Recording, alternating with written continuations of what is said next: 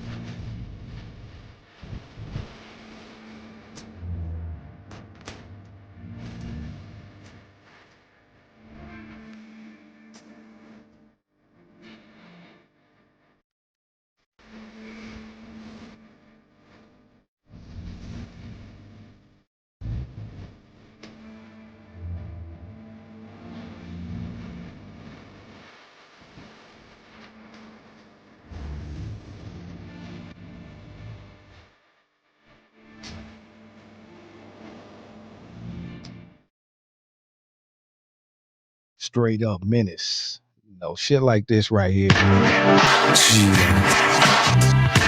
fresh off the Compton streets. The MCA with the blood funk.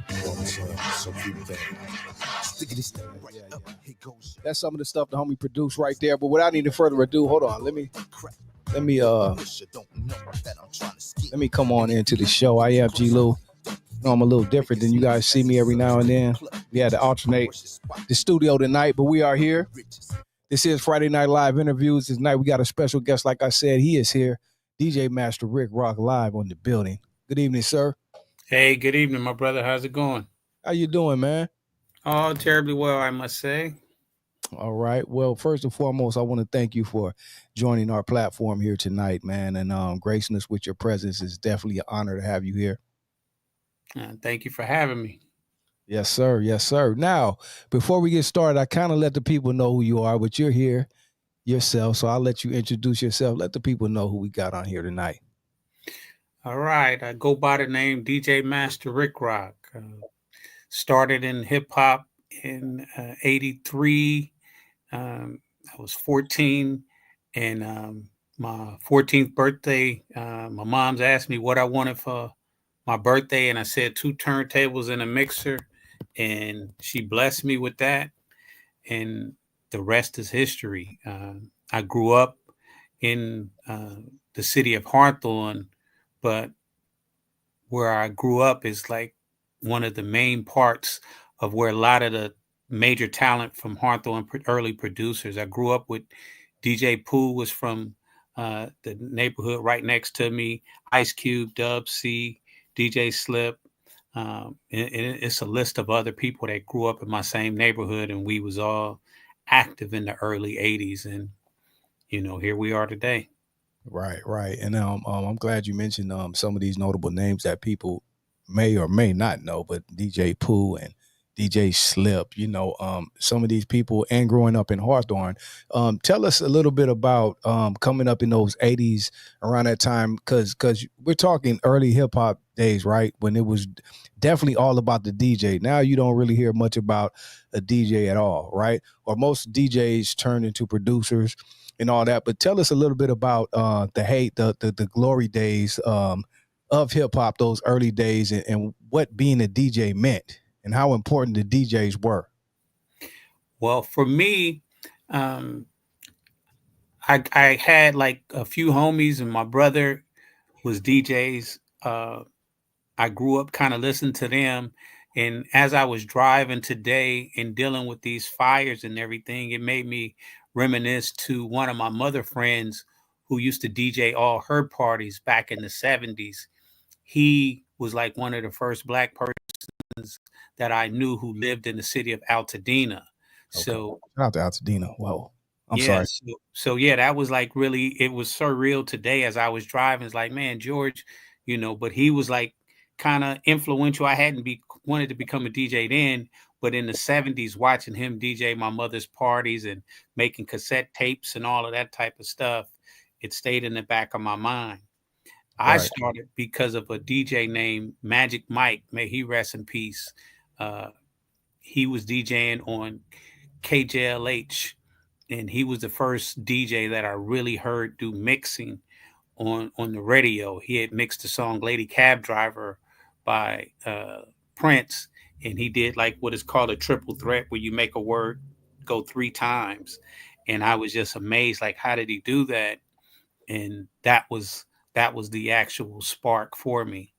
And then I was playing Pop Warner football, and me and a couple of my friends had other DJ friends that was a little older than us, and we would bring our little cassette tapes that we would get from them, and we would act like they was our tapes when we was playing football and everything.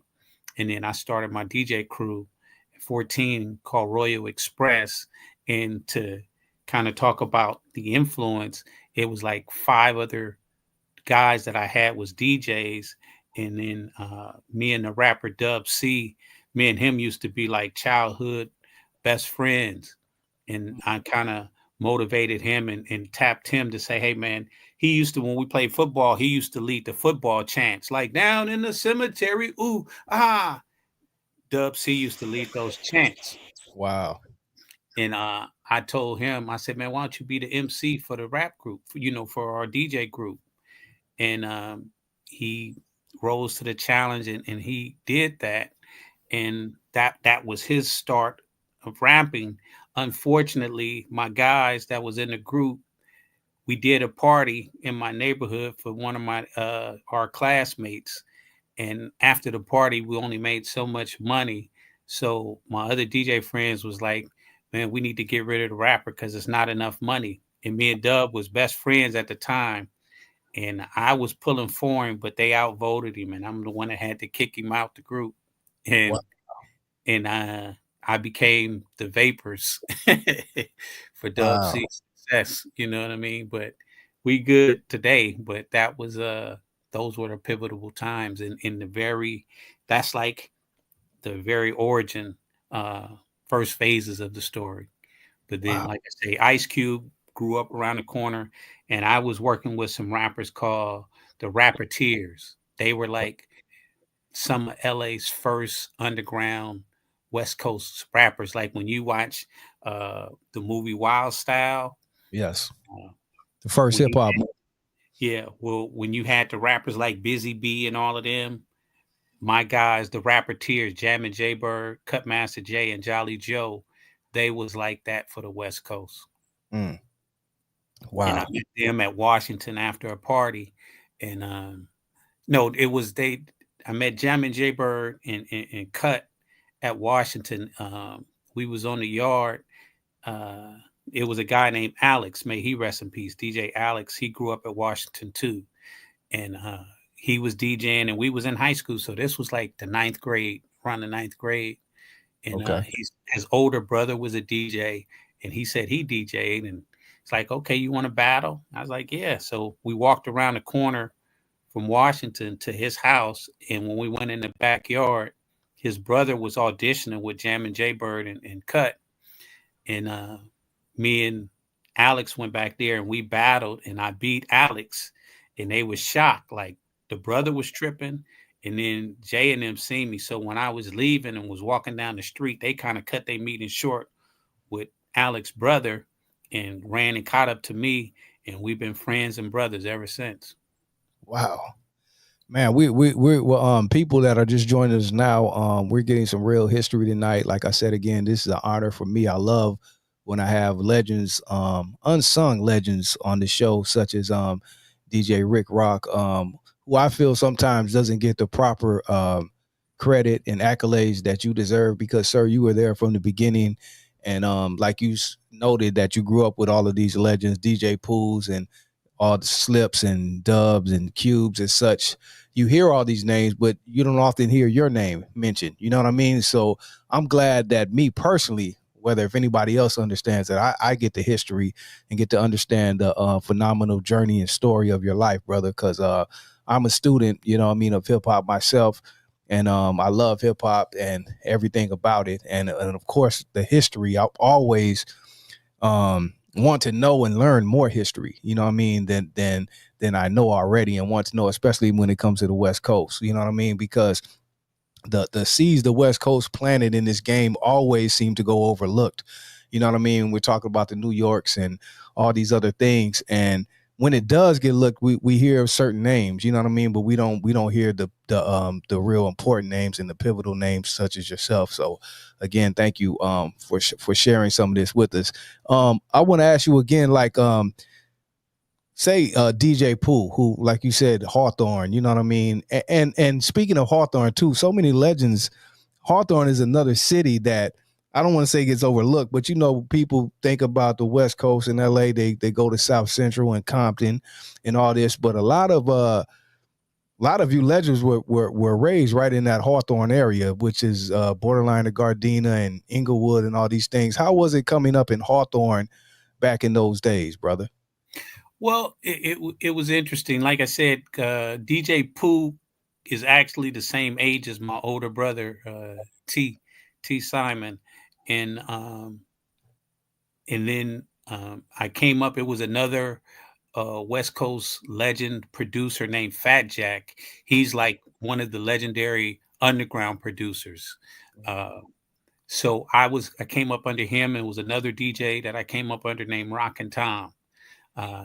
So I met them, and him, Rockin' Tom, Slip, they was all the same. Pooh was a part of a group called the FBI crew, Female Body Investigators. He was a DJ. Of that group. There's a picture. I think I might have had a picture on my page or whatever, but you'll see a picture of Pooh, another guy, Ivan, I think, and Fat Jack. But you could see that they kids with, like the picture can tell that they were young. Right. But my relationship with Pooh, before I got my first turntables when I was 14, and by the time I was 15, I had some 1200s, and like that was like the ultimate turntables to get as a DJ, and they still highly rated to get. So since I had 12s at an early age, Pooh would come by my house and do mixtapes. He would use my turntable to make some of his mixtapes, or do dubs, or sometime when we would hear music from the Uncle Jam's Army, we would get them, and we would listen to the A side and then the B side of the single. That was like a prize thing. Like, was always looking, the DJ is always looking for the dope track or whatever. And right. I think one of the fondest memories is when Dougie Fresh and them had came out, and they had the show. The show was like the lead single, but I remember us having the record in my room, and then we flipped it over and we heard Lottie Dottie for the first time, and it blew our mind because we had never heard beatboxing and the flavor that Slick Rick did and Dougie Fresh. That was mind blowing, and I know it was me, Pooh, and a few other people that was there to experience that moment. And then everything else just kind of grew. But farthest coming up under, it was DJ Slip, Fat Jack, and my guy Rockin' Tom. Those were the guys who I looked up to. And Rockin' Tom was like one of the guys, because I had a best friend named Joe that was close to Tom. And I remember Joe had one of my tapes, and he let Tommy hear it. And he was like one of the first DJs that gave me a head nod to be like, I see your boy, he getting good. And so that was like just my inspiration. He worked close with another DJ back in the time, was Jammin' Gemini. You had Egyptian Lover was like the top DJ. By the time Uncle Jam's Army started phasing in, Egypt was like, numero uno. Other than like you had Magic Mike, but Magic Mike was in in a car accident, and so that kind of got him out of the picture. But ultimately, Egyptian Lover, and they was at a club called the Playpen. I was too young, but my brother would come home telling me about the Playpen, talking about how Egypt was mixing all night and he never made no mistakes and all of that. And then you had another production company that, where Jam and Gemini used to do a lot of the Sarah dances, and he was like popular as well.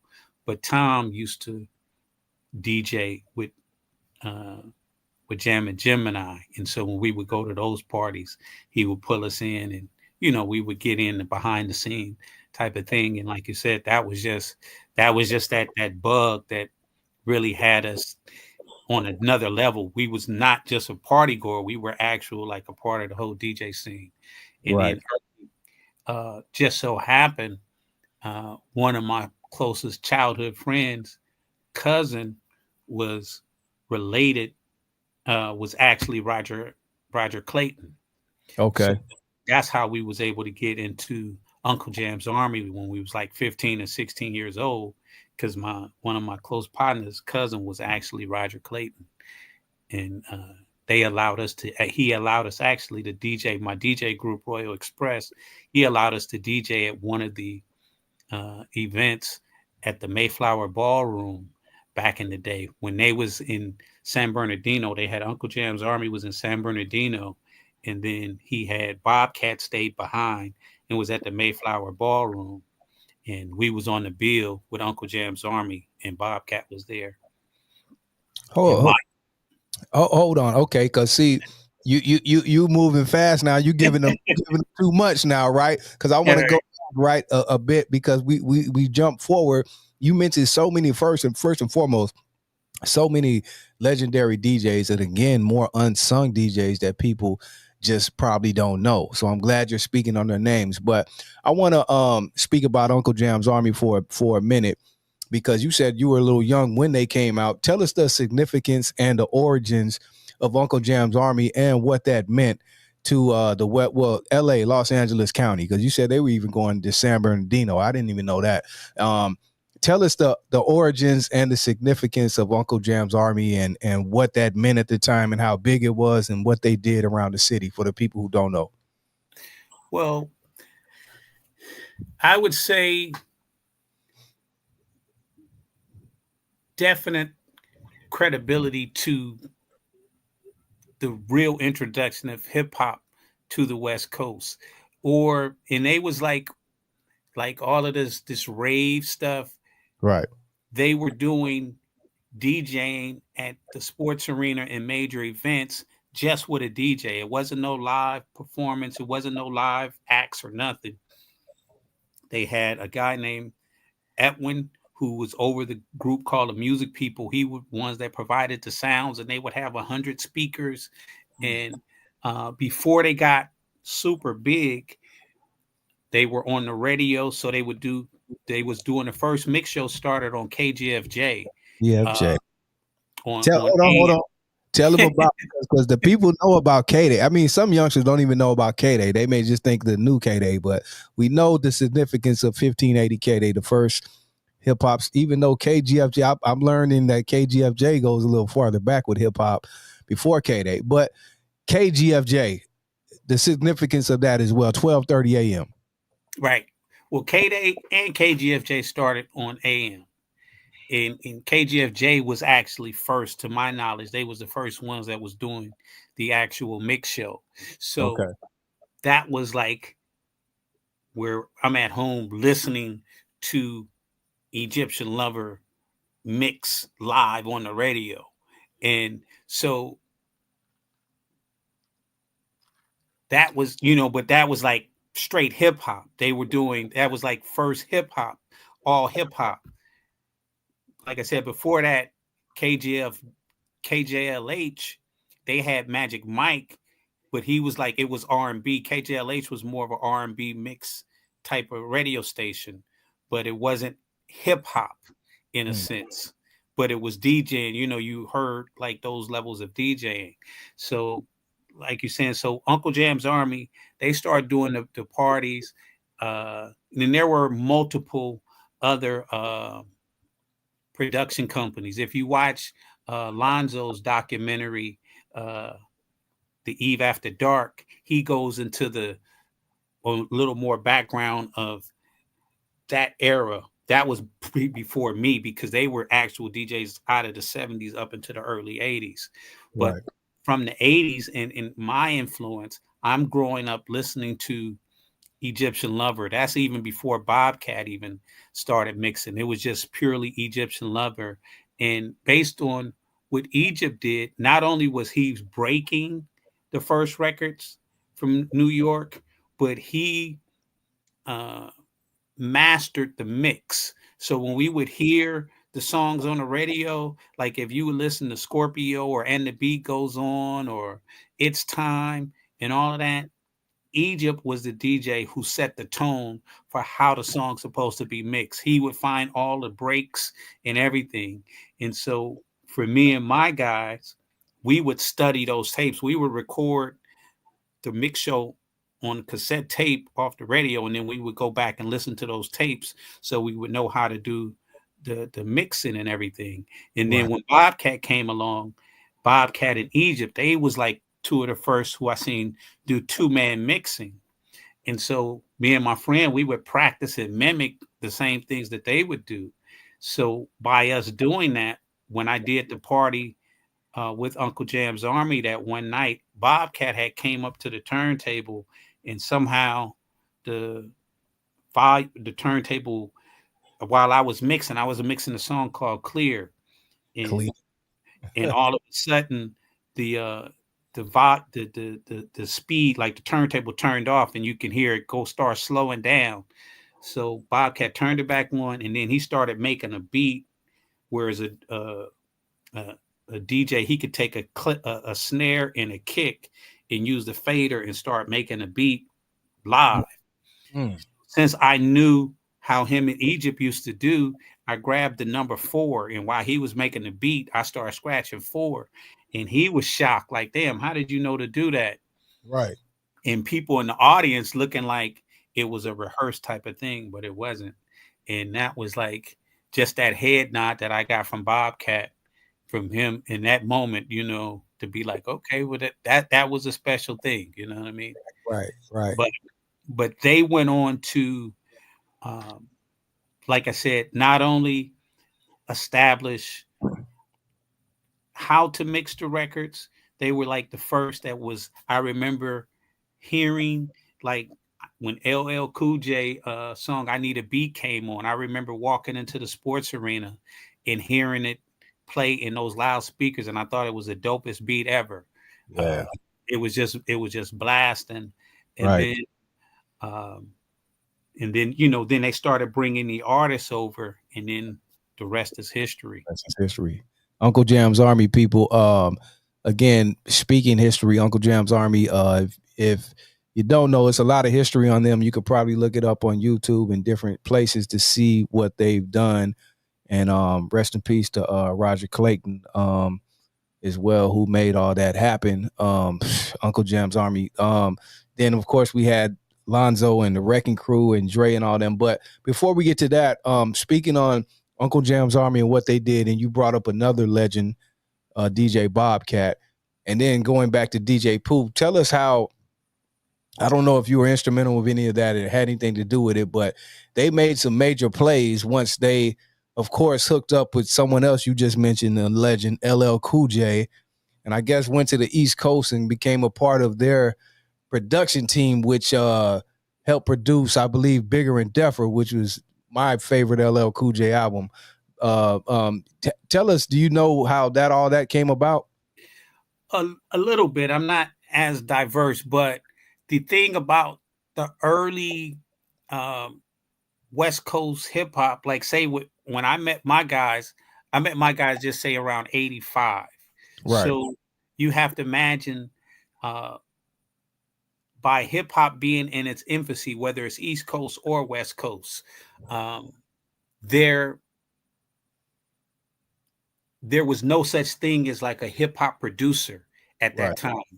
You're transitioning out of disco, so disco was like phasing out, where some of the disco breaks and stuff was still incorporated because the dancers was break dancing to some of those breaks. And then, sometimes the rappers would freestyle or they would rap over those breaks when you're mixing. But when you start getting into the history of the early hip hop producers, a lot of it was drum oriented. They was using like the DMX drum machine, and then eventually the 808 drum machine came in. Then you had the SP 1200, and then the game changed when the SP and the MPC and all of those particular drum machines came on. But that was the evolution. And so Pooh gets, to me, the utmost credit, because I would say he's definitely like one of the first dopest hip hop producers, because not only was he like the lead producer on I think all of King T's first albums, and like I was just thinking to myself, like he definitely, we could get recognition for like pre G-Funk type of production. If you hear it, that was like the shit that they was doing on those King T albums was unprecedented.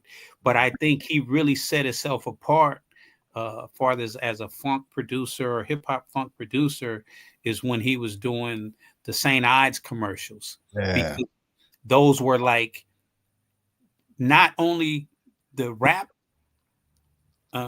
relationships, but to just hear what's the next dope beat Pooh gonna drop, what's gonna be the next dope St. Ides commercial. Yeah, he did produce for Biggie too, like that New York beat. That was originally Pooh produced, I think, for Biggie for one of those St. Ides commercials. Yes. And you had just like who's who from New York, so it became a big thing. And that's where, like I said, 8, he was able to get one. That's how I got that one jacket. I still have my CMW jacket that I got from the St. Ides commercial. So that's where, from the DJing progressed into producing. And then the same thing when so this was like around 85. And Pooh, like I say, he would come by, make mixtapes, and then like you say, Uncle Jam's Army is happening, and then Roger and them, they going back and forth to New York. And then I think like you had the first wave, Muffler and a few other people, they was in New York first. And then later Pooh had went over there, and then Pooh would go to New York, and then he would come back and check on me a little bit. And I remember one of the times that he came by and he'd say, "Man, come out here, check this out." And he was sitting in the car and he played some beats for me. And that's when he told me, he's like, "Man, this is called sampling." Because he learned how to sample when he went back to New York. And then he came back out here. But I was like one of the first people. I learned about sampling from DJ Pooh playing the tape for me and telling me, "Man, this is called sampling." Wow. Shout out to DJ Pooh. Do you think, again, speaking of all these incredible artists and DJs and legends who I feel are unsung, do you feel someone such as Pooh gets the credit he does? I mean, we know in LA and the West Coast, but do you just feel as a whole Pooh gets the credit that he deserves? Not really. I understand that he is working on his own documentary, so okay, he's in the process of telling his own story. But in the same context, he, Cube, and them, they were ahead of the game. Because not only had he started doing the production and the St. Ides and all of those things, he was one of the first producers to start his own label. I mean, that was long before Death Row and all of this other stuff. He had a record label called The Bomb Records. And then another one of our homies that grew up, like you say, that was in the same area was Deadly Threat. Deadly Threat. He grew up in our neighborhood as well. And he was like one of the first artists that was signed into the Bomb Records. And he was on a couple of productions with Ice Cube. And that got him out there. So, and I only say Pooh, like, again, I understand how important Pooh is. I know a lot of important people do. But I mean, is the masses, because Pooh, again, such as yourself, when you start working with these artists who become major and big and blow up, you had a real big part in their success, and they blow up. And sometimes, like, Pooh gets overlooked, I feel, you know what I mean, such as yourself, like when these names start popping, and especially people know what Pooh did, and even with the Fridays and all that, but then him and Cube had a few issues, and then more credit goes to Cube, and some, you know, things like Pooh get overlooked when he had a pivotal part in all of that success, even Cube's early success on all of his album Death Certificates and everything, you know, that he's done. And then even with Snoop, with Death Row, and Snoop's second album, which people don't feel it was as good as his first one, but Pooh produced that, you know. So sometimes this stuff gets overlooked when he played a major part in a lot of the stuff going on, you know. Well, like I said, the difference, I could tell anybody now, the difference with me from 40 years ago to now is I can see the future now. Right. When I was 14 years old, I didn't realize what I was tapping into. And in the success of a lot of those cats, they are where they at because they stuck with it from the 80s all the way up. How I met Battle Cat. Battle Cat was another one. Yes. I was DJing at house party off of 83rd and Normandy, and he was just so happened at another house party a couple doors down. And my neighbor, you was in the hood too, 83rd and Normandy. Yeah, we both were. Yeah. Oh no. So, yeah. Yeah. So my guy had a house. My friend had a house over there, and there was another house a couple doors down. And so the owners were competitive people. So just so happened they had parties the same night, and they had a competition to say, like, my DJ is better than your DJ. And so I go down 2 or 3 doors down, and it was Battle Cat was actually, he was set up in the kitchen. And so me and him, that's how I met him. We had a battle, but Battle Cat, in my opinion, was more influenced as a DJ by Joe Cooley, because Joe Cooley came up in a different area, different time. But like I said, he didn't get as big as Egypt was, but he was recognized as being just as dope, you know, in that same time frame. That's another one, because see, Lau, you keep throwing these names, and all of these names you are saying to me are unsung, you know, heroes, and the people that deserve really the credit, because like you said, DJ Cooley, for people who don't know, right, from Rodney O and Joe Cooley, is one too whose name is out there but not as big in the masses. But if you ask all of your favorite DJs, 90% of them or more will tell you their favorite DJ is DJ Joe Cooley, and I've heard that from the best of them. Right. So that's he had. So you have a lot of them, like you could say Egypt. He literally had a tribe. Cooley had a tribe. Those guys, they literally had tribes of people that came up under them and followed them. And when Bobcat came on, Bobcat basically probably would be the best of both worlds. Bobcat was like an influence of Egypt and the Joe Cooley, because he could scratch, and he was with the fast mix and everything. Egypt was just innovative. Egypt was the first mixing records backwards and scratching and just on a creative mixes, and like making signature mixes, like similar to like when we sit and watch a video on Grandmaster Flash. Egypt was our Grandmaster Flash. Right. Got you. And going back a bit, even on those days, someone else we didn't speak on was Ice-T, who was pivotal in those early days. And did you have any interactions or times or memories with Ice-T? Not personally, but like indirect. Like my rappers, when we would be at it was a club that was out called a Radiotron. Radiotron. I was going to ask you about that too. Legendary from the movie Breaking for the people Right. who don't. Well, where we were kids, like I said, going out doing that. But my guys, they used to rap at Venice Beach. They used to do a lot of freestyling at Venice Beach because Okay. that was like a place to go, like on the weekends or whatever. They would go to Venice Beach and have certain battles with a lot of rappers. But my guys, they was some of the ones that would be battling. I remember one time at the Radiotron where they didn't get a chance to go at it, but it was like talk for them to battle against Ice-T. You know what I'm saying? But we was definitely on the scene during that time frame. And like you said, in hindsight, for us to say that, I can probably speak for some of these other people that you're talking about. It's just, it comes down to opportunity, or sometimes you can get the opportunity and your opportunity gets cut short for whatever reason. And Right. then like now, as I'm able to talk and tell my story, I don't see no difference. It's a fine line of separation between me, Puff Daddy, Master P, Russell Simmons in the 90s and stuff.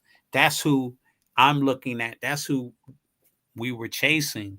But, Right. Just that opportunity didn't break a certain way, because people, you could be doing a lot of things. And one of my business managers told me, in the lesson that I learned, is that usually with Black companies, they self-destruct right before the success.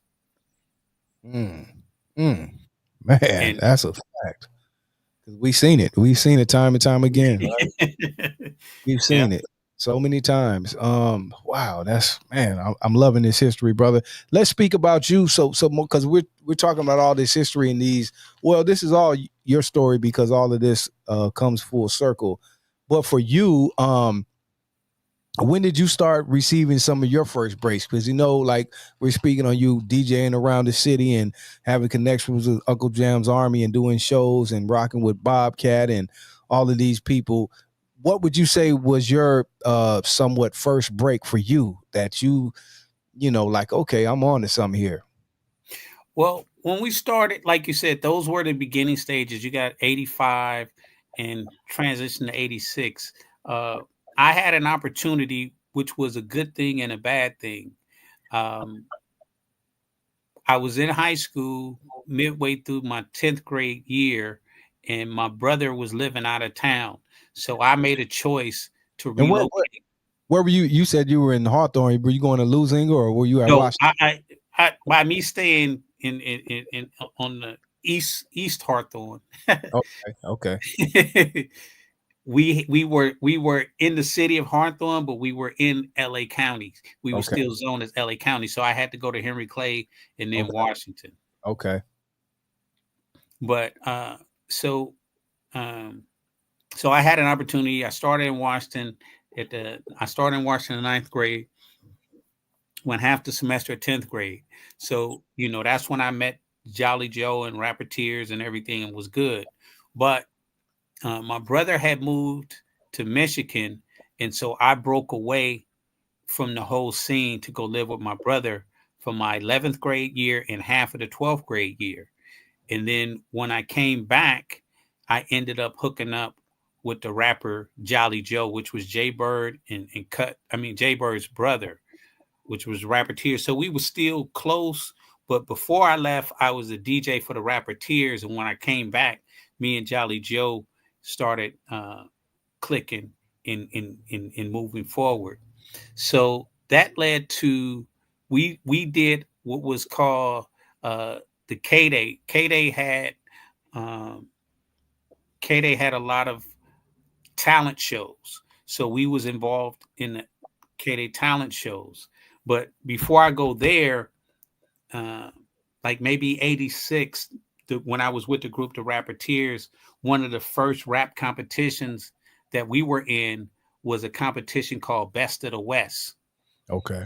And I think they had the event at the Palladium, and just so happened my mom's looked out for us as kids. She rented us a limousine, and we went to the competition to perform. And I think they had, Melly Mel was there. It might have been Houdini, but they had some New York rappers that was actually the judge. So Wow. it was called the Best of the West competition. We end up taking second place. We didn't feel that the judging was correctly, but nevertheless, we was a part of that event. And then with me and the rappers right after that, the next big thing that happened was called A Good Life, which was on Crenshaw. So we was a part of the original Good Life. Jolly Wow. Joe, they would go in there and they would rap. But then later, now when I come back in town, I come back in January of '87 because I only had to go high school half a year. Me and Jolly Joe hooked up, and by '89 is when we did an album under DJ Slip. By this time, I'm knowing Slip, and you know we still good because his father ended up buying an organization called the Music People, which Okay. was a sound system from Edwin. So now Slip and Tom and all of them, that's where the DJs started renting their equipment from. Okay. And the same thing, Pooh, all of these people, you know, history points back to there because as a DJ, that's where you got your sound system from. Right. So developed time with Slip, and you know, he go DJ parties, and we was there, and like he had DJ'd a party in San Diego, and I went with him, and I literally had is a guy named Carvel had to get permission from my mother so that I could go to San Diego to this DJ party. And we had like 7 turntables set up. We set up in this big thing. It was like a real big thing, but that was like one of my first, you know, travel things. But from the entertainment side, in '89, Slip worked with Lonzo, and they came up. That's when they came up with the Compton compilation, Sound Gotcha. Control Mob Under Investigation. Gotcha. And by that time, Slip was like an unsung producer. Like if you say I would put like when we talk about Slip being in competition with Dr. Dre as a producer, I would have at any of those times in the '90s, whatever, I would have put Slip against Dr. Dre beat for beat any day of the week. Right. He used to have all of the drum machines programmed together, the 808, 909, and all of that. So Hold on, Rick Rock. Not to cut you off, but I gotta give people their proper credit again because you're speaking on Slip, and he kind of slipped into the conversation, right? But Slip is again a pivotal name and man and all of this shit. Like we talk about Dr. Dre, Slip was the man, but again, unsung because it seems to me Slip, just like DJ Unknown, who is really unknown, but these people seem like they didn't want. I don't know if they didn't want the spotlight because they could have easily had it. Because Slip, like you said, was the man. Why was Slip so low, like under the radar like that? Even though he had his hand in everything back then. well, that's just Slip's personality. Slip wasn't a front guy. Slip was, you know, he was dope. He was a genius. You know what I'm saying? I mean, he, you know, like I can't even think, but like you said, as a mentor, me studying under him, and I had a very strong relationship with him. So to watch him, like I said, make the beats, and first, like I said, it started out renting equipment from the Music People, and then his father would be the one that a lot of times everybody want to give respect to Mr. Allen because his dad was the one who funded him getting the Music People, and then he actually worked renting out the sound systems. But we were honing our crafts. So when Slip started producing, you know, the 808, my rappers went and got me my first 808. You know, they say, oh, get an 808. Boom. They come to the house one time. Boom. They pop up with an 808. So that's how we were doing it. My relationship, yeah, that was later. But so I developed that relationship. So in '89, when Lonzo and Slip did the Compton compilation, that's where that start happened. And me and with Slip when you listen to that album, that was like the West Coast version of the Uptown Kicking It that like Marley Marl was doing. Right. And it was pre Death Row, pre all of that. It should have been taken to the next level. But like what we're talking about, Just so probably much of this what you stuff had. was in the beginning. You know what Right. I'm saying? So it's like the first of all of this happening. Right. And I've heard Lonzo, not to cut you off, I'm sorry, sir, but just for context to it, I've heard Lonzo speak on this as well, was that when you're at the beginning stages, you don't really know what you have and kind of what's going on at the moment. Then you got someone like Lonzo who comes from a kind of a different era, and this hip hop stuff is taking over, even though he's, like he said, the godfather of it all. He kind of birthed all these people and groomed them, but maybe you don't know what you have and what's going on, what's going to be what, who's who, and how this stuff takes off when you probably got it at the palm of your hands, but you don't know what you got. Well, that's going back to what I was mentioning when I made reference to us being at an age and doing things where we can't see the future.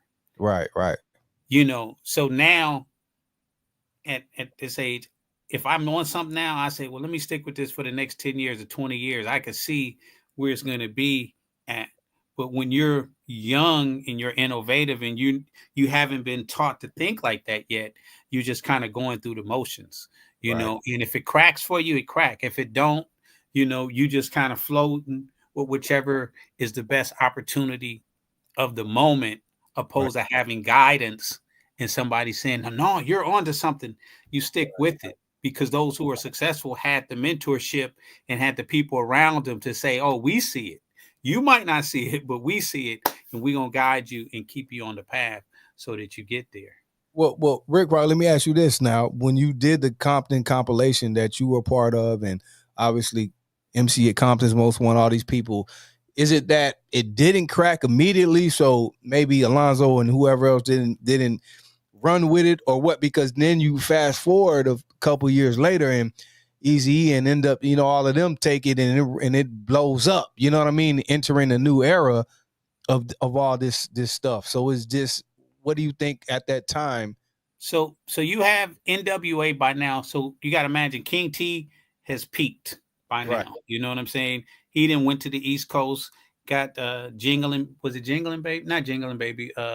At Your Own Risk. At Your Own Risk. Yeah, that Marley Marl remix. Yeah. You know, that was like legendary. I think that was like the first East Coast producer, West Coast collab.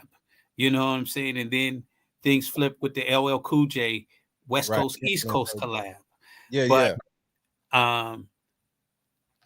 So now we do the compilation. Now Lonzo can tell the story better, but we were almost there. It was just a missed opportunity. It was a deal in place.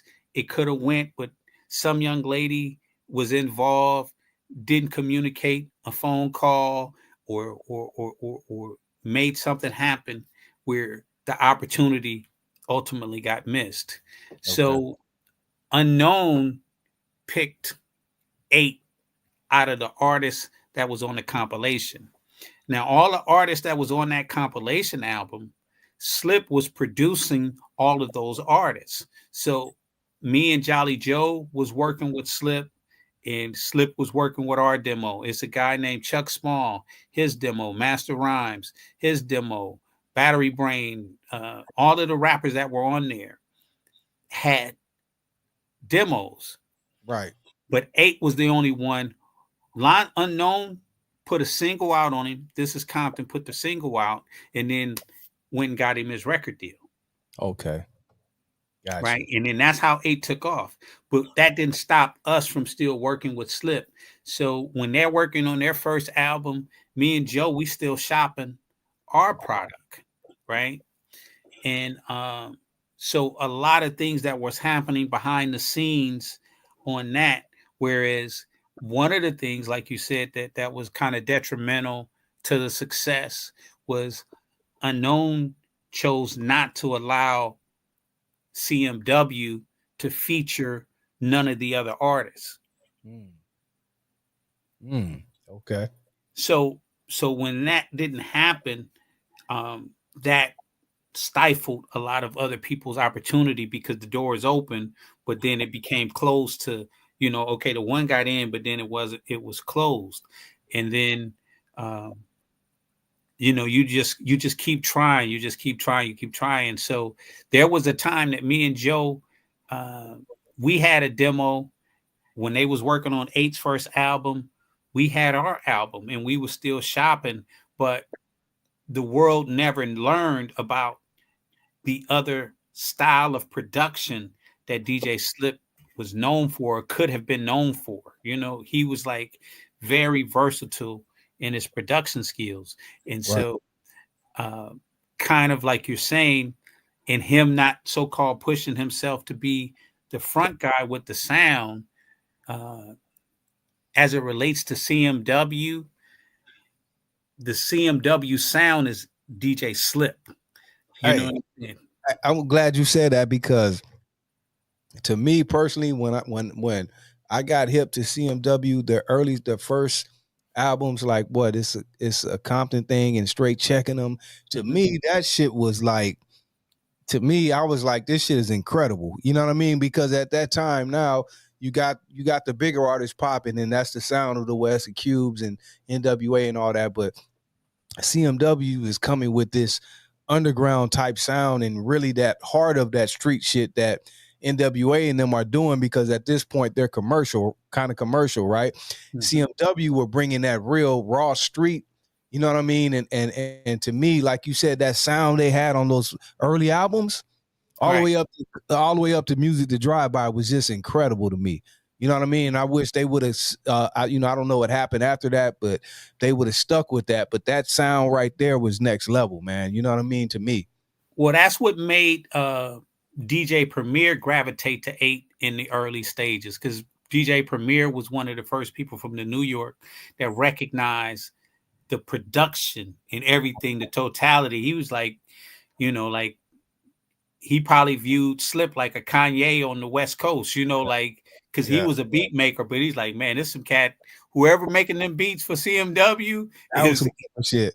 That was different. That was some different to me. It was, man. I don't know if the masses just were ready for that at that time, because at that point, like I said, when you talking about gangster rap, you had Cube and them who are already commercially successful at this time. So that was a sound, and the funk is the West Coast.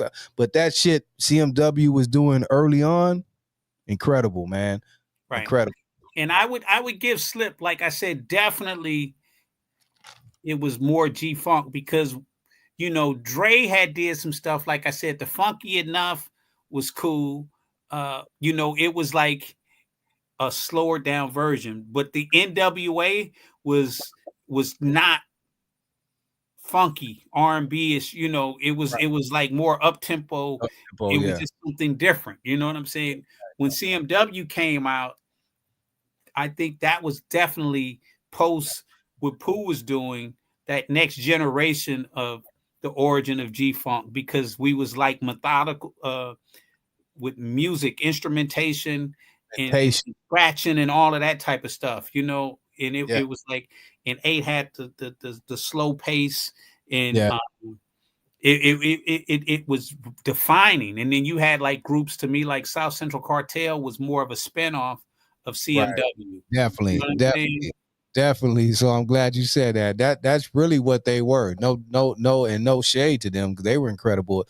But I think they were definitely a spinoff of CMW. And again, CMW, I don't think got the credit, even to this day. Like, they get overlooked. I don't know, it's because they were so different. They didn't go with the regular kind of what was trending with the West Coast, and what made the West Coast gangster rap, quote unquote, so popular with the G-Funk. 8 and CMW did that. They kind of switched it up. You know what I mean? The samples they had were different than your normal funk, with the Barry, all that type of stuff was just different, man. And I just don't think they got the credit, that they got the full credit they deserve, even till now, where you see all these legends and the people, the legends of the West. CMW gets overlooked, maybe because they just didn't have those up tempo, I don't know. I don't really know what it is. Well, I mean, you have to look at how big it is for a group of that early in their career to get the lead single to a motion picture. Right. Ooh. Right. You know, that's what like okay, that's official. You know what I mean? It's like if they don't ever put out another record, Right. They got that. Growing Up in the Hood, in the movie Growing Boys in Up the in Hood. the Hood. That come on, man. I skipped over that because I'm kind of thinking now Menace to Society, right? Because that's classic. But Growing Up again, that sound again, man. That Growing Up in the Hood to me is that beat, that production on that shit right there to me is untouchable, bro. Untouchable. Well, even with Slip, which people don't know, like from a pioneering production standpoint, he was like one of the ones who actually introduced an elongated 808. Like if you listen to it, it's like a boom. You know, now they produce it and they've incorporated that 808 as a part of the bass line and Right. different types of things. But if you go back and you listen for the 808 and you listen to the production on what he was doing, I think he had like a 4-bar 808 kick. Like sometime it'd hit and it'd like resonate almost like 4 bars, which Right. was things that was kind of unprecedented when you're listening to a sound system. But that was like the movie was iconic, and then that song was iconic. It was perfect for the movie. Exactly. Again, they don't give 8 his credit. I know DD's in here. DD loves MC Compton's vocal. I know she's instrumental in making this happen tonight, right? But 8 don't get his pride. I mean, you're speaking on Boys in the Hood. If you're talking West Coast, you know, legendary shit, those 2 movies cemented it too. Boys in the Hood, Menace to Society. 8 has the songs on both of those soundtracks are the heart of those movies, right? Growing Up in the Hood and Straight Up Menace. That's him. Compton's wanted. Right. It's iconic. And then, like you said, for the Straight Up Menace, for Montel to redo it, and you know, it's unprecedented. But I'm saying Slip is the guy. You know what I'm saying? Like, so for my so now CMW, they doing their first album, second album. How I end up around that time. So say in 92, just so happened my birthday is on the day of the riots. April 29th is my birthday. So in 92, all of that time frame, you know, me and 8 was pretty tight. So imagine we're working in 89 and we're close. The first album, second album, because Slip's house is still a hub, which was around the corner from me. And so we have all of these artists, we all still trying to make it. We just came close to getting record deals. Certain deals we turned down because we didn't think it was the right thing. When, like, now in hindsight, like, damn, we should have took that deal. Right. I tell a story all the time. When 8 was working on an album and me and Jolly Joe, we had our demo and we thinking we finna blow up. And I think it was a Straight Checking Them album or the second album they finna do. Me and Joe heard one of our demo beats on 8's album. Like, we listened to the album and you know, like, damn, they just stole our beat. You know what I mean? Right. And me and him, we went over to Slip house, like, we gonna beat Slip up. Slip would have probably mopped both of us. You know what I'm saying? Wow. But we knocking on the door upset because, like, how you gonna take our demo and put it on an album? But from a producer perspective, like, y'all ain't got no record deal. I'm finna put this out. You know what I mean? So it ain't no, you know, if a person asks me, like, man, if you can put it out, put it out. That's what you're supposed to do. That's business. You know what I mean? But so I'm behind the scenes with that. And so the breaking point for me was they were this is in the early 90s, still early 90s, like 92. So you got Ice Cube then left, NWA. Like you say, you got Pooh over here still doing his The Bomb records. And then you have Slip, who is now he's coming into his own production doing the CMW. So Right. now all of these entities are established in the early 90s, right? And what the code that we had, kind of going back to answer your question on how Slip didn't get to the next level, or myself or a lot of people, there was a concept about not jocking other groups or, Right. or hopping from one click to the next click. Right. The thing, you know. So although I grew up with Pooh and Cube and all of them, I came up under CMW, right?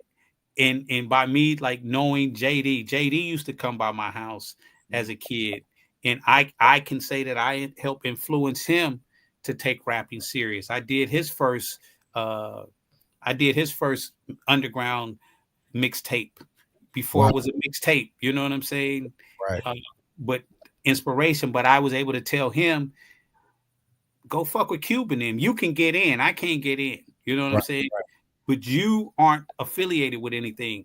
And so he, not to say that he just took my words and ran with it, but that was definitely seeds that was planted, that he went to that route and was able to get Shout out involved. to me, man. Welcome home.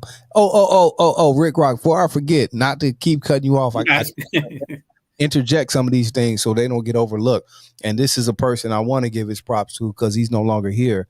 You spoke on Dub C earlier. Can you tell us the importance and your relationship, if any, with Dub C's younger brother, who is no longer here, who is a pivotal part in a lot of shit too, and an incredible DJ? You talking about early mixtapes. He was one of them ones doing them mixtapes that I heard and that were incredible. DJ Crazy Tunes. Well, I would say, like I said, when me and Dub, a couple years older, so before Crazy Tunes was even considered DJing or anything, you know, his brother was rapping, and then after our little situation went away, he went hooked up with Aladdin, made some success, and then Tunes didn't really come along until little down the line, you know, with the Ice Cube and after the Aladdin type of thing. Okay. But I can say that from an influential perspective, myself and another friend of mine named Lil Droop were probably two of the most first influential DJs for Crazy Tunes. Okay. Because when I was working with Dub, he's watching this DJ dynamic type of thing. And then Lil Droop stayed right behind them. They lived on one corner, Lil Droop stayed behind them. But Lil Droop had a whole bunch of records. He wasn't no big time DJ then, but he was a musicologist. He was like an oldie master, and he still, I think he's on here, Droop Instrumentals or whatever. But he was doing, you know, was always involved in music. So that was a lot of Tunes' foundation of seeing, you know, as he was coming up, and then he came into his own, you know, down the line. But like you said, starting with us, then being around Aladdin, and then anybody else that they dealt with, from dealing with the Syndicate and all of that other type of stuff, and then eventually becoming Ice Cube and Dub's DJ, and, you know, the tour, you know, everything else speaks for itself. Right. And not to even cut, I didn't mean to cut. I just wanted to, I thought about Tunes and want to give him his props and credit because, again, he's no longer here. Rest in peace, Crazy Tunes. And I'm sure you, as spoke on, had a relationship with him. So I wanted to give him his props before we continue. So now we get back to your thing. Again, not to cut that off. No, cool. We're talking, it's so much going on here, and you have so much history and knowledge. I just want to tap into it sometimes, you know, for the people who don't know, you know what I mean? Because we're talking about so much shit here, so many legends and so many unsung heroes, man. And this shit we got here called this hip hop, especially on the West Coast, brother, man. And I just want to make sure everyone gets their credit as well. And even DJ Aladdin, you know, you spoke with him. I got to interview him some years ago. Shout out to him as well. Another legend in this thing too, man. But going back to you and this CMW, and then speaking on because I know you were instrumental in this Music to Drive By, and I didn't mean to skip over anything, but following up to that full circle, because we got CMW straight checking them and all their classics, but when you come full circle to Music to Drive By, which to me is like CMW's Chronic album, that right there was the I don't know the word I'm looking for, but that was the one for them. You know what I mean? I don't know, like you want to say people peak, I don't know, but that right there, everything from that album cover to that whole album was like CMW's Chronic. And on the streets, even though it didn't probably reach the success of a Chronic, but on the streets and everyone, I don't care, across the nation, to everyone knew that Music to Drive By was the shiznit, as they say. And you were a part of that. Talk about that album, man, and creating that. All right. Well, during the time frame of production, I definitely want to give another shout out to Pooh, because he done something for me that was monumental. Like I said, as I'm already by now, like you said, we're on the third album. Right. People solidified doing certain things. I'm still trying to find my way. And we still had a rapport. And one day he had me come out to his studio. He had like a studio in Encino. And so I spent the day out there with him. And at the end of the day, he had me follow him to his house. And then I went to the house. We went in the garage, and he gave me my first Tascam 488 cassette recorder. It was like an 8-track cassette recorder. And he gave it to me, and he gave me the words, I'm, giving you something to help you help yourself.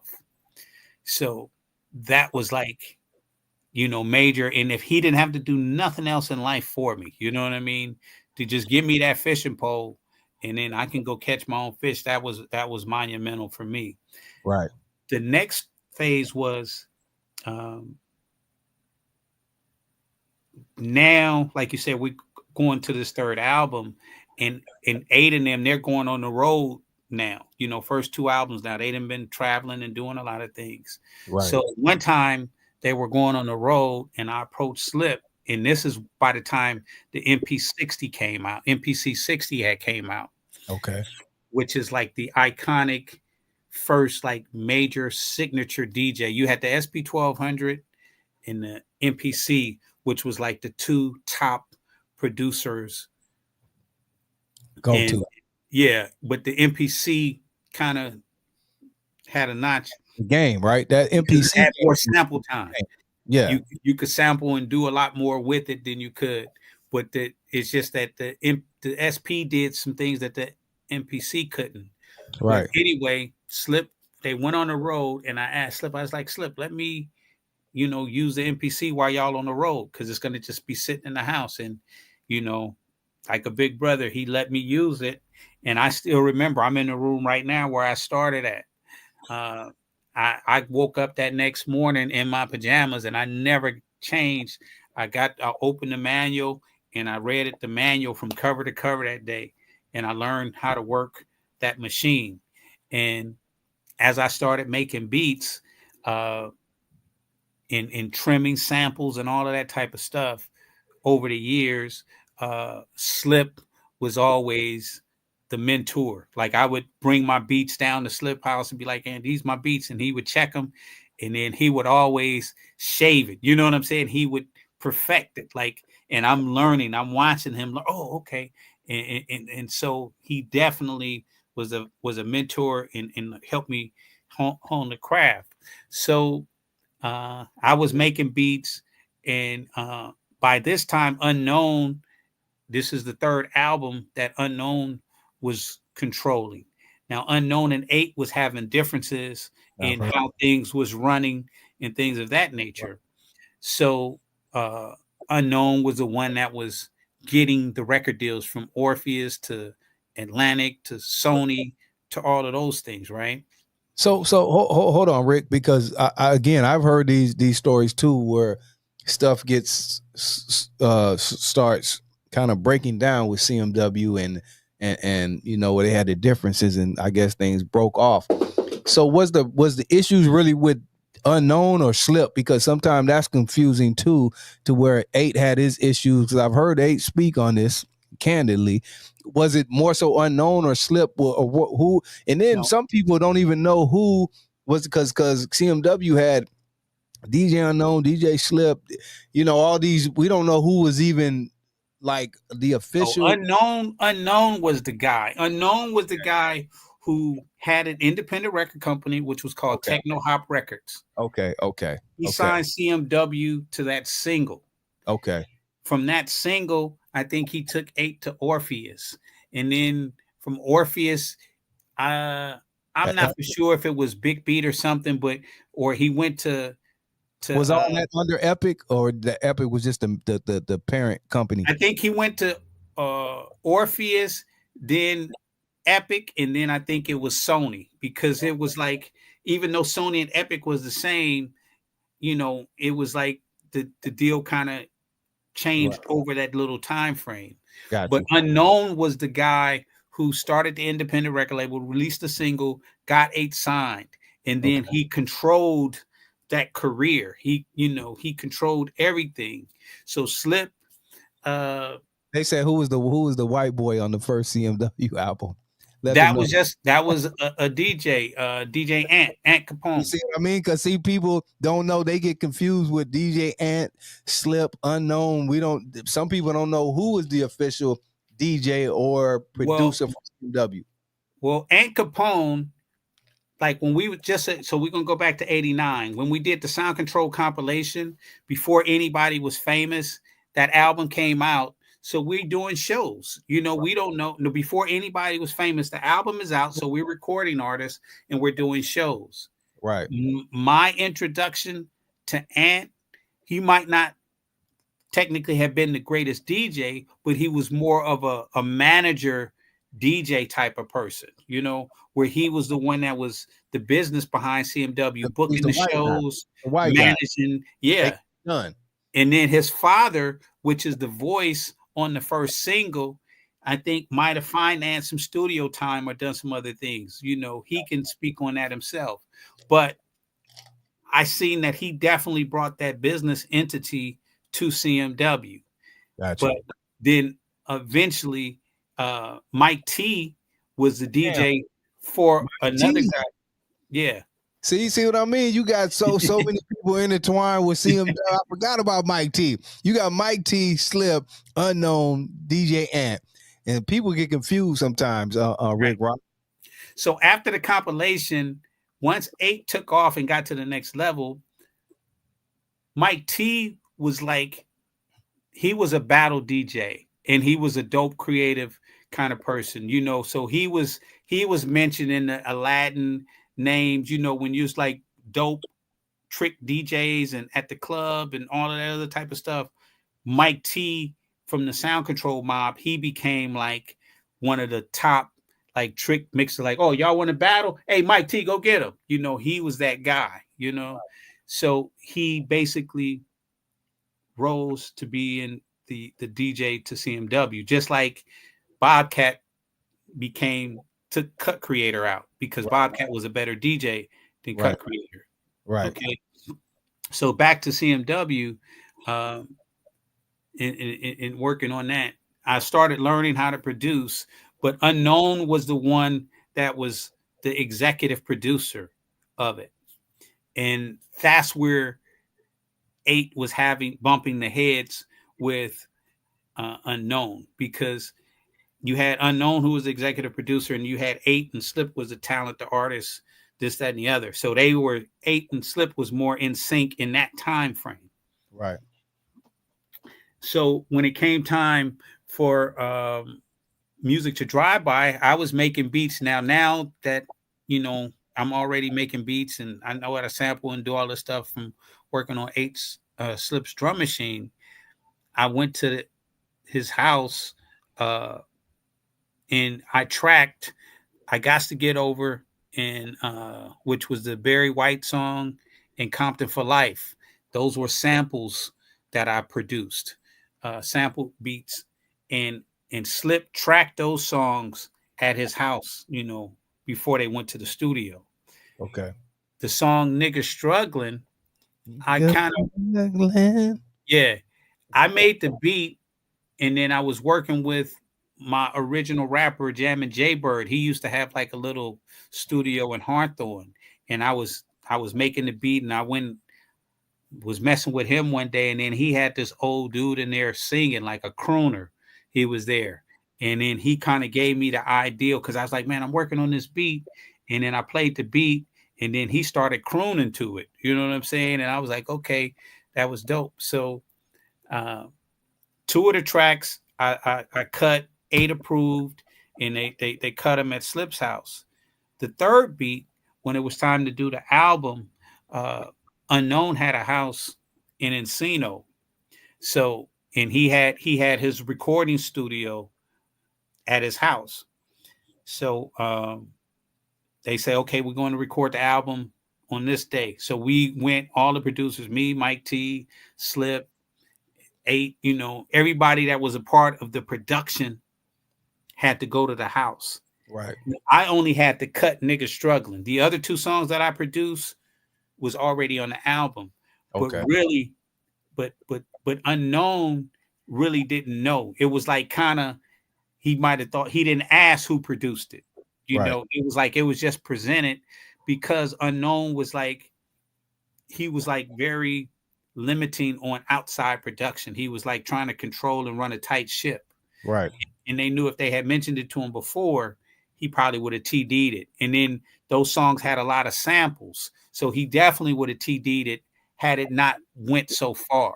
But it got too far that it was too late for him to TD it. And the songs were good songs. You can't hate on yourself. Like once he heard it, it was like, okay, it's dope. Okay, damn, you didn't do that. Slip Rick did it. Okay, I didn't make a dime off of it. You know what I'm saying? I produced the track, didn't get no advance, no nothing. You know what I mean? Just song on there. But the song Niggas Struggling, I literally had to go to the studio. Slip snuck me in the studio. So we there about 3 or 4 hours, and Unknown asked, well, what's up with Rick Rock? Why Rick Rock here? And then Slip said, oh man, he did that one beat, Niggas Struggling. So it's like 6, 7 hours into the session. They say, okay, it's your turn.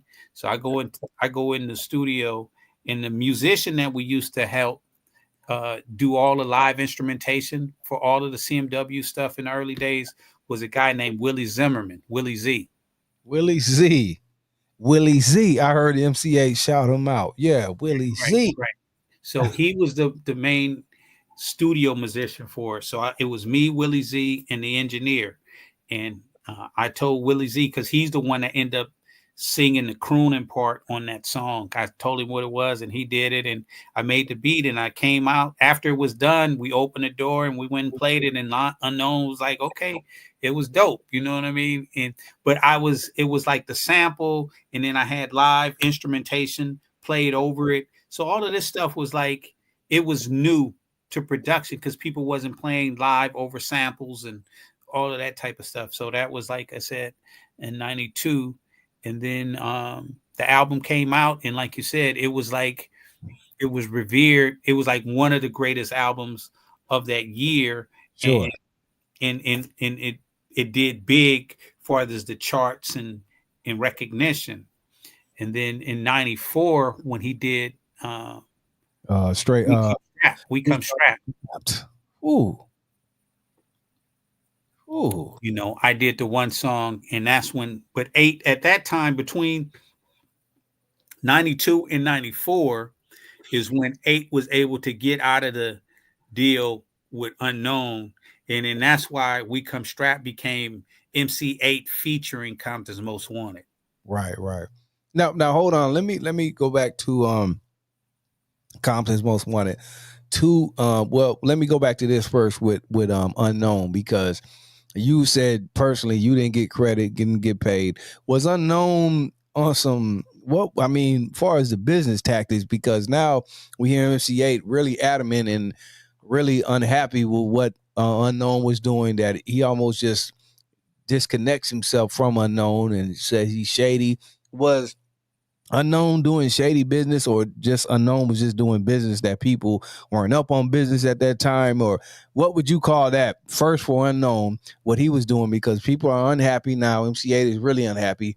And then speaking on CMW as a whole, where does the homie Chill fit in? Do you have a relationship with Chill? Because I know at those times Chill was a part of the group, but I'm sure what I hear. He was in and out of jail, which I think he's locked up now still. Right. But Chill later on becomes a great producer himself. I don't know if he was producing And this. writer. Yeah, So and writer. so in the beginning, like you said, only thing I can say is just chalk it up to the game. Okay. Okay. Unknown knew what he knew and made something happen out of nothing. Right. If Unknown don't make the moves he making, we're not even having a conversation right now. Right. Got you. You know what I'm saying? He was legendary because the music production that he was doing, electronic beats and all of that stuff. So he had a name for himself. And like I said, I think he released King T's first single. Right. So he goes back, if you go back, I think Techno Hop, I think it was Payback or something, one of them, but he actually released King T's first single, if I'm not mistaken. Got you. So I would say certain things will be questionable. So say like my involvement on the album, I got credit. If you look on the Music to Drive By album, I didn't make no money because of the samples, but I did get my name is on there as a producer's credit. Okay. In BMI, if I'm listed as a writer, it's just that it's unclear what the splits, if I get anything, because the songs that I did were so sample heavy. You know what I'm saying? So that's that. And that's okay. We 40 years, 30 years, whatever. We'll still figure that out. But and then Unknown, for me personally, had me making beats for him. So he was one of the first producer or people who got me my own MPC. He wanted me to work with another rapper, and he provided me an MPC that I kept at home, and I made beats. And when it wasn't as productive as he wanted it, he took it back, and that was that. Right. But he was the one. He had a relationship with Dre and all of them, where he had him and Slip on staff for Death Row for a short period of time. So he was making moves. But as it relates to control and money and those things, as 8 was getting more knowledgeable about budgets and how the whole project goes, and then started getting his own representation, then he started to say, hey, I can make some better moves, and I don't necessarily need you in the business to make these moves. And I can't speak on the business that happened specifically between them two, but I can say that Unknown is the one who made the things happen. And then after the certain amount of success, it was better for 8 to move on in the direction that he moved in. But I would say that in being trained and groomed by Unknown, he kind of picked up some of those ways. Got you. But do you think with what Unknown did early on with those business tactics and all those things, do you think it was somewhat of a gift and a curse? Because now once you fast forward to 8, like you said, when 94, when he did We Come Strapped, which was a classic as well, some would say at that point MC8 almost peaked now when he had all this legendary shit, and he was the man, I think, to take the shit to the next level. I don't know if business shit kept, because I know he was doing stuff with Cube and all these other people, but never did business with them, and could have probably did more business and did other stuff. Maybe got with Death Row. I don't know what he could have done, but it seems like stuff was kind of stifling him from. Well, I'm gonna say it's a curse because however you were raised.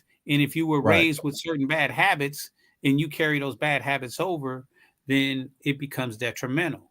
So the downside of the CMW affiliation is that there's no history of putting the next man down.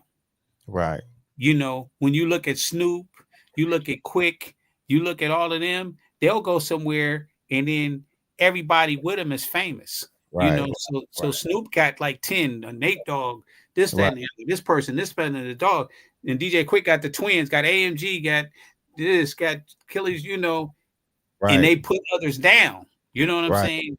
Where that's absent from CMW. Had Right. CMW put 5, 6, 7, 8, 9, 10 people down, you see how Snoop, the East Siders, you know, Yeah. they could drop another album and they got like 10 different places that they could eat off of, and they can Right. just keep coming back. Oh, what about let's do this one again, this, that, and the Right. other. So And that that's my happened. point too. That didn't happen for A even to this day when these people are still, even though they're older, they can still tour. They can still, their name is still out there. Where Eight is, seems like they keep, they know who he is, but they keep him. He's down here where he's not. Well, he's limited. It's like you said, you didn't create these other, you know, channels, because you look at Rockefeller, anybody like that. You know what I'm saying? Who knew how big Kanye was going to be? You know what I'm saying? But Right. I guarantee you that if necessary, Dame could probably go holler at Kanye and say, "Hey man, you know, you help your boy out." You know what I'm saying? Or Right. whoever. I mean, it's unlimited potential, but you don't never know who's the next person to blow. And we had talent that could have gotten to that next level if it had an opportunity to grow and to shine. But I don't want to create a narrative where I'm saying CMW and the lack of them creating these opportunities stifled other people's from growing, because there's still that accountability that, you know, like for me, they didn't stop me from producing. You know what I'm saying? I mean, I done a song after I done that with Music to Drive By. I done a song on Cam with Cam. I met Cam and I did a song when he was working on his album at the same time. And he had a guy named Aaron who was his manager at the time. And the song was dope. It was Neither One of Us sample. Song was called Life Goes On. We cut it. It was dope. They submitted it. The only reason, what I found out in that time frame, the only reason it wasn't accepted is because his manager only kind of was looking for name producers, like more. I think it was like Ant Banks and Richie Rich, and or I think that was it. EA Ski, EA Ski, yeah. you know, looking for more Right. bigger names, like opposed to just saying what's the dope material. Right. This song is dope. Put that on there, you know. So if that happens, you know, now I add that to my list of dope songs that I produced and came out. Right. So anyway, that's what happened with CMW though. 8 took control of his own destiny, and once he got away from Unknown, and that's when we did the Music to Drive By. I mean, We Come Strapped, and that's the biggest record of his career at this point, like on a solo level. Yeah, definitely. That's why I say at that point it seems like he peaked, because that was so big, and then after that, seemed like Eight, like the I don't know if it was the business opportunities or who he didn't get on or not get down with. Seemed like he just peaked after that. Like that was his highest level, and even though he continued on and Eight went on years and years, but you know, it just seemed like he peaked at that point, and the full potential was reached. Even the business moves and stuff he did, he collaborated and did more stuff, but it was like, you know, Eight, I don't know, Eight was supposed to be bigger. To answer your question, the foundation of CMW is DJ Slip. Okay. So, you know, that's the foundation. You know, like CMW is the icing. You know what I'm saying? Like the cake, everything. If Slip ain't making those beats or in controlling that production and doing that, because 8 don't make beats. You know what I'm saying? Right. He could pick a beat. Right. But and even after that, at CMW years later, we know they were together still, but seemed like the whole foundation is kind of, I don't know. You don't really know what to call it. They come in and out, and even with Chill, you know, he's there. I think Chill became a great producer, but seems like the foundation is just, you don't know where it's at. It's leadership. You know, it goes back to who's in charge, and then, you know, you have differences of opinion at certain point, and then you only have a few who's able to do both. You know, people can say what they say about Jay-Z, but he became a dope rapper, and then he learned how to become a dope businessman. In the mid 90s, they had, you know, Russell Simmons was at the top of the game. You had Andre Harrell, you know, you had two or three, but like the business people, we were chasing Russell. You know, like, man, that's the guy. And so Puffy, Jay-Z, and those cats that came later, they became the artist and the businessman, you know. And then they understood it, and then they look back and start putting other people on. And like you said, you could look at uh, when Jay-Z became the president of Def Jam, and then you got a LL Cool J saying, "Oh, I don't like that," you know. Fine, LL, but if LL had learned the business side of it and been the president of Def Jam, LL could have started his own independent label and done whatever he wanted to do if he wanted that ambition. But like you said, that's the difference, because even though, like you just said, the difference between someone like a LL and a Jay-Z, who LL, like you said, probably deserves all that, but wasn't on that, you know, level. I don't know, wasn't on that what Jay-Z was on. Jay-Z was a dope ass rapper, and like you said, he became a better businessman. And so everyone just, I don't know, can't do that or not thinking that far ahead. You know, LL was still in artist mode, and he was wanted to be the best artist ever. You know what I mean? Where someone like Jay-Z was thinking ahead of the business, and now he's where he is, and LL is still a legend and still in the game. But like you said, that's probably the difference right there, right? Because his business started really taking control. Hip hop became a real big business, and it was some people thinking business was some people were still just rapping. I don't know. Right. But then, like you said, the next wave is the Master P's, the Swab houses, you know, all of these free companies. They was like taking things to that next level. You know, Ice Cube had Lynch Mob Records at the time, you know, and he signed Caution. He signed the Lynch Mob, you know.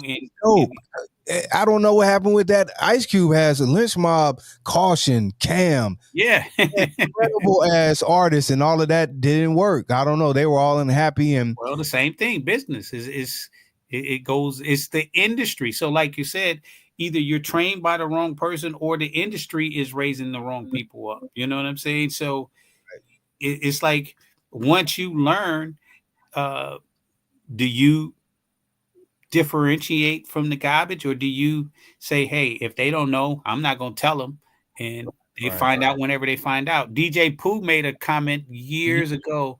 He was interviewed, and he had made reference to say that the music industry was worse than the dope business, because the difference is that if you're in the dope game, somebody take advantage of you or mess over you, you know about it right then.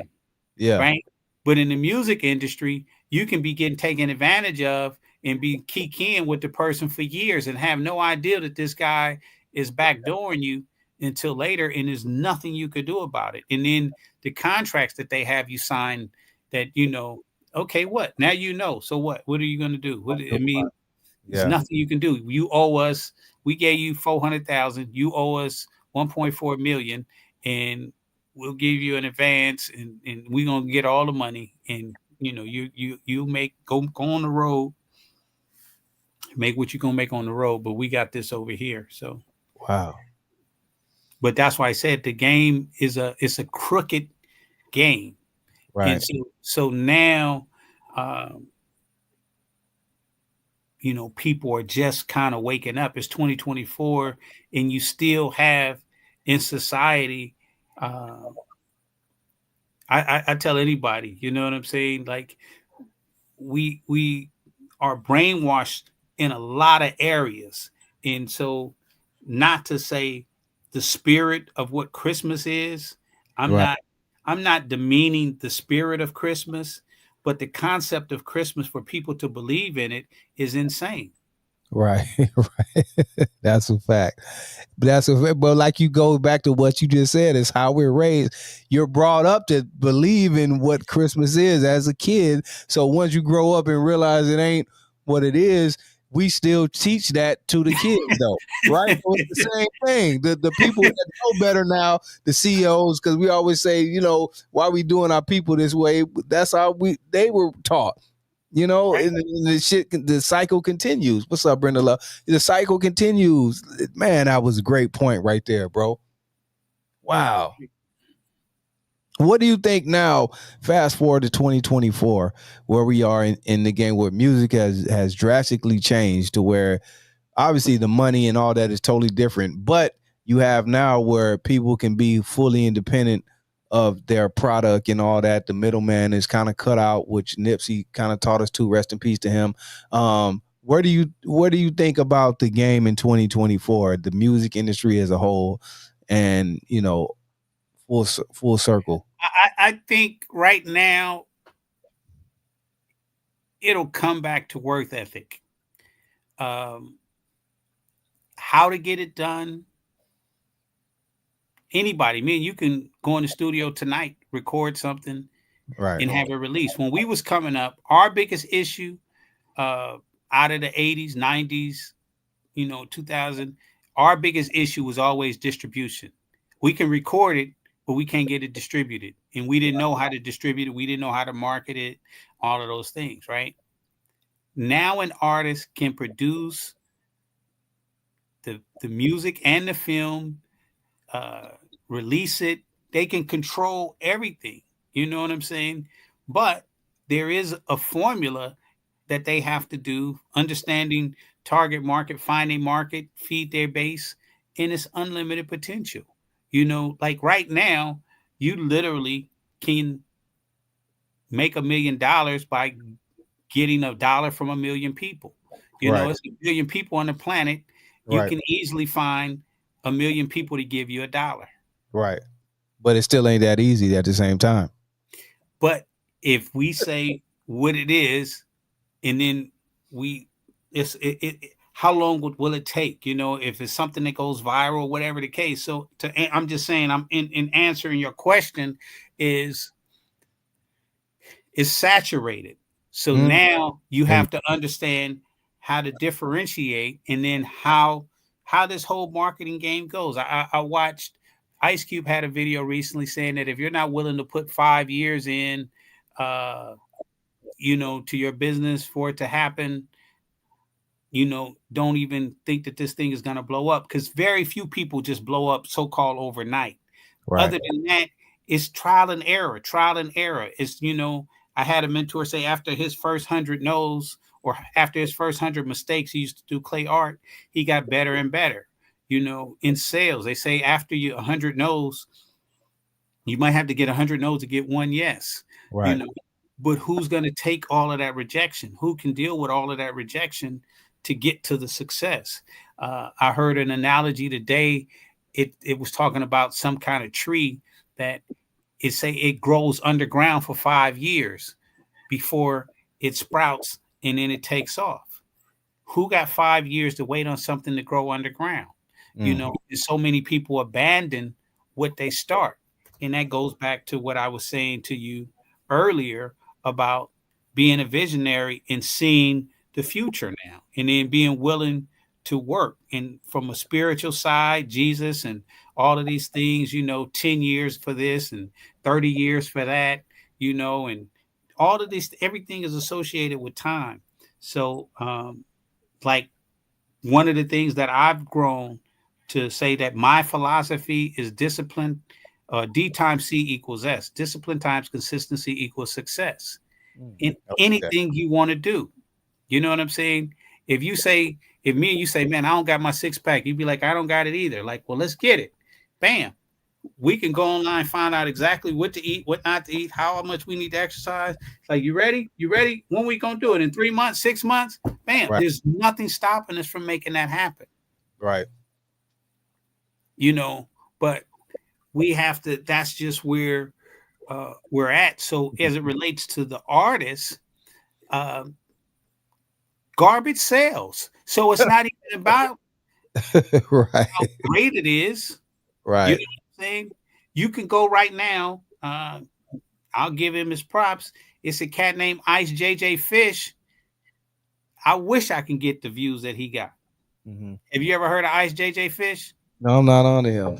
All I'm at right, him up. look that up, and you'll be like, "Oh my God!" It might knock you over. To be like, "Ain't no way." But Wow. it's But to the that you say that, and even DD said that too. Though that's what even in this game now, that's what's going on. The bullshit and sells somewhat. You know what I mean? Like you said, you can put all the heart and soul into a good product and something you think is really dope, but this other bullshit over here is just blowing it out the water. You know what I mean? And it's like, hey, you have to scratch your head and like, I don't know. Even in this market, even in this YouTube game, like now, content is a thing with people and all this. You know what I mean? The bullshit content sells, or gets the most views. But I right. refuse to do the bullshit. I'm here in Los Angeles. I have a health store. I have a building on 76, and I was trying to sell CBD. I'm trying to sell something healthy to the community. People drive by. I'm like selling CBD 4 years ago. 4 or 5 years ago when it was still illegal. Right. But if I would have put a smoke shop or some corner liquor store or whatever and sold garbage, Right. I'd be filthy right now. You know what I mean? It comes back to integrity and what a person, uh, you know, like sex is the new crack for women. You know what I'm saying? Everything is like it's a moral decay. It's just so much. We could talk about all kind of areas, but it's by design. And Yeah. then the dumbing down of Dumb it down. society. You know what Yes. I'm saying? And so people are not really willing to uplift themselves. So, I slapped the trick and I did this and I did. It's like, bro, you could do that. Now, why are you gonna make a video and put yourself in jail? You know what I'm Right. saying? Right. Why Right. why you make a video and you go kill somebody? You know what I mean? Why why And why that's do what you they're doing now. They did that. That's what's literally going on. People do anything now. The clout and stuff is the new, like you said, like the clout is the new. Like people would do anything for that clout, almost like a drug now. Like that's the crack. The new crack is clout. People will go all out and get themselves killed, get themselves a case. You know what I mean, for this clout. Yes. Yeah. And so what I am seeing is good that some of the older artists like the LLs and the Busters and the Redmans, some of them are still releasing records. And then I hear them even influencing some of the other older rappers. I forget, I don't know who it was, but I think somebody had like challenged either Queen Latifah or MC Light to be like, so when you putting out another album? Right. Yeah. Yeah. I heard that. And they like, damn, I didn't even think about that. Why haven't I put out another album? You know what I'm saying? I mean, because we like what they're putting out, and it was refreshing, like you said, to hear Eminem Yeah. and LL, LL was at dope it. too. Even though it got overlooked, that was a dope project he put out. Shout out to LL, man. Still Right. doing it, and Buster. Like you said, and sticking to the integrity of not selling out, just doing it and not caring about what it's gonna do. Even though I'm sure they wanted to do good, but they're sticking to, you know what I mean, the quote unquote script, and we appreciate that. Right. Well, what's most important is, I think, one of the bigger things is that we don't respect, by us being stripped of our original culture, we don't respect the culture that we've created for ourselves, Mm. right? But others do. That's why, you can turn on the video and see a whole synchronized crip walking in China. You know what I'm saying? Right, right, right. They Wow. they they taken everybody else. Oh, y'all don't want that no more. We got it. I mean, they got funk, jazz, Yeah. musicians that's playing funk. You can go over to China, Japan, wherever.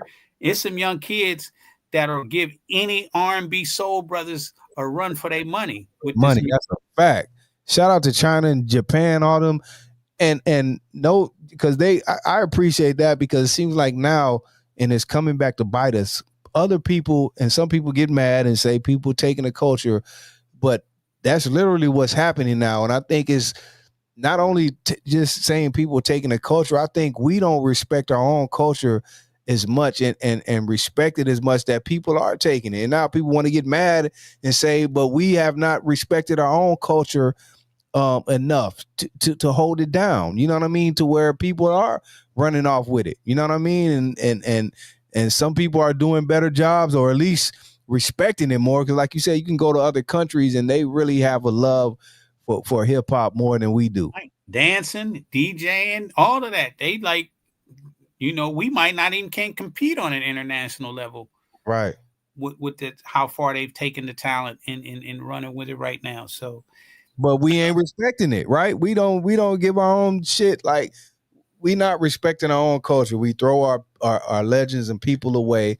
And you know what I mean? And then like you said, when other people come and taking it now and what they're doing with it, because we have birthed this culture and people love, the culture, but we don't, I don't think love it enough now to where people are taking it, you know what I mean? And like, even we are not, even though we made this culture, we are not the consumers of, like, other people and races consume our culture more than we do and buy it and when you go to the concert, you're going to see more other races and people supporting it more than we do. That's just the facts. All right. So, I mean, hopefully I answered your question full circle about the talent right now. An artist can create something like me and you. If it's something to go viral or whatever the case, we just have to do it. I mean, ideas are very important, but they're nothing if you don't use them. Right. That's a fact. You know what I'm saying? And we can come up with an idea and execute that idea. And when I drive for a living, and I tell any of the times, like sometime I do the little Uber thing, but I tell anybody, look around. Everything that your eye beholds started from an idea, and somebody did the work to bring it into fruition. Yes, sir. You know what I'm saying? So are you willing to do the work? Whatever you're talking about, if somebody hasn't already done it or something, so you don't even really have to invent the wheel. Right now, with technology, and I had a conversation with somebody else earlier today on how they anti AI, and AI is destroying the culture, and the competitive and the creativity and everything.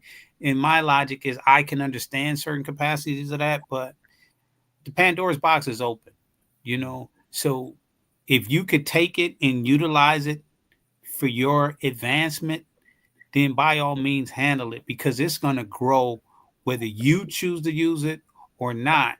And like, when I say like 20 years ago, say like in 2000, I can show you proof. In 98, 99, I started my independent label. I had put out a compilation or freestyle. I recorded a freestyle album in 99 with two rappers called Supernatural, which is a freestyle legend, and a guy named Peace from a group called Freestyle Fellowship. I put both of them together and had the producer Fat Jack do the beats. And on one of the projects, Slip helped me out, but produced a freestyle album in 99.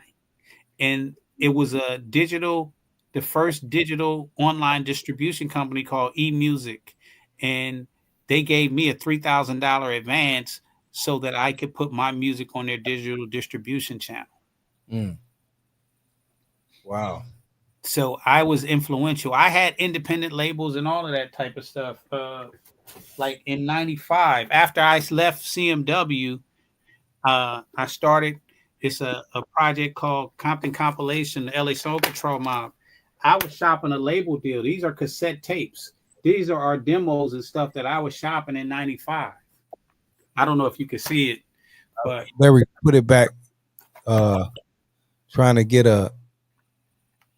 It's getting blurred out. I'm trying to get you a solo shot on that.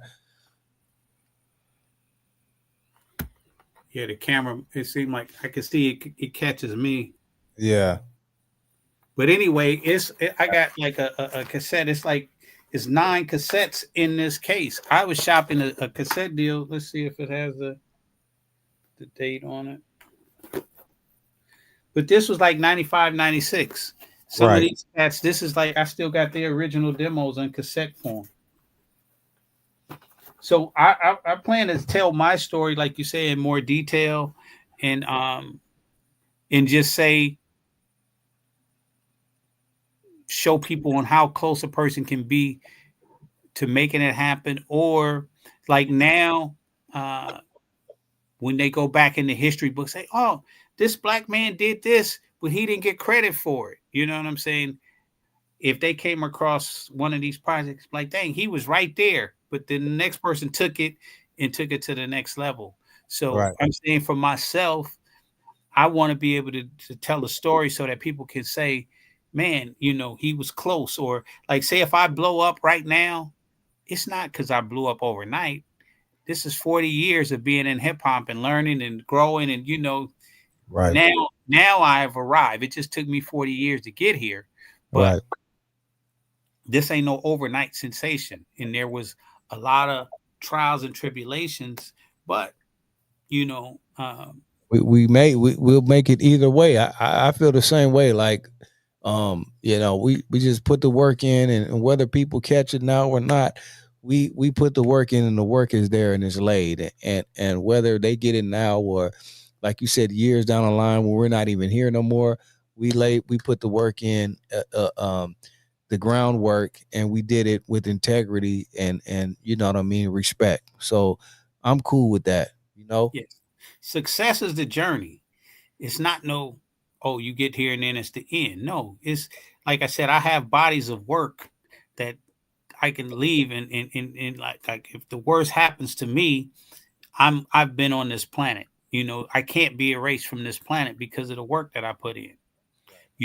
From the good to the bad. I went and they have all of this, all good. You know what I'm saying? I got both sides of the story. I'm street from the hood, did everything. I'm still right here, but um, I learned that the most important thing in life to me is creating memories.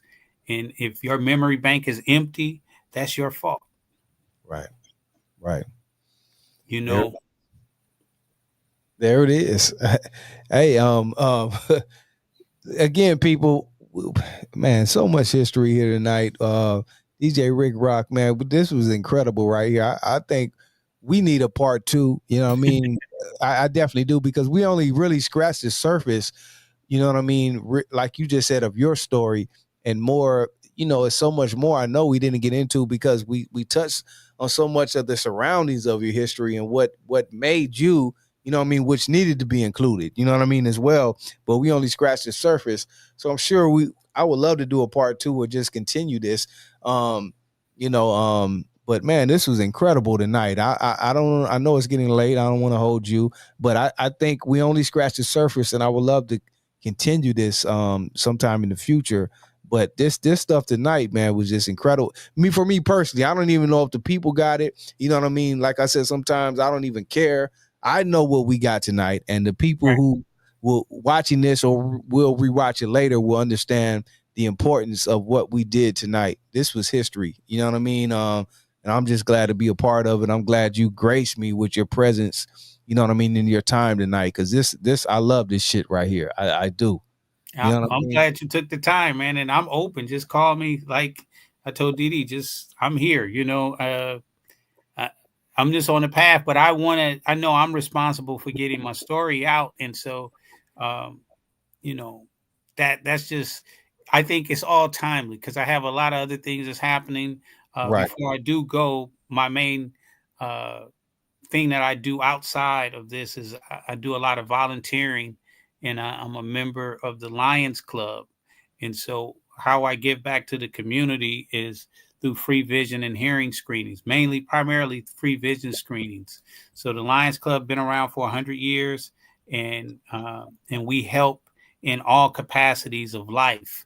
but what I gravitated to is health and wellness and vision screening, early eye disease detection. And we're talking about from toddlers all the way to elderly.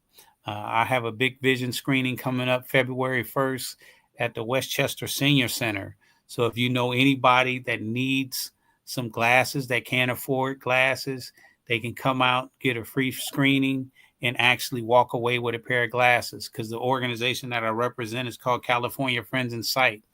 They bring 20,000 pair of recycled glasses. We provide a screening, and we provide people with glasses. So that's where I'll leave my legacy for the rest of my life. I'll be doing that until I check out. That's dope. That's dope. And DD has put all the links in the chat right there in the comment chat, and we will also leave all the links in the description of this video as well, so you can tap in with Master Rick Rock on everything he's doing, from all his music connections to what he's doing now with the health and wellness. DD has all of those links in the chat, so everyone can link up and make sure you get in touch with Rick Rock, especially not only learn his history, but get caught up with what he's doing right now, what he just spoke on. I think that's incredible, and he's here to help people. So all the links will be in the description, and anyone who missed this interview, please, if you came in late, go back to the start and check this out, man, because this to me was incredible. I love doing these type of interviews and getting this history, me myself, because I'm just a student of the game. So this is what I truthfully do this show for, interviews like this right here. So Rick Rock, thank you so much, man, for gracing my platform, man, and sharing your time with us, brother. I really, really appreciate it. I appreciate you and DD, and man, like, just give me a call, set a date, and we make it happen. Yes, sir. We're gonna do it again soon, so I'll be in touch.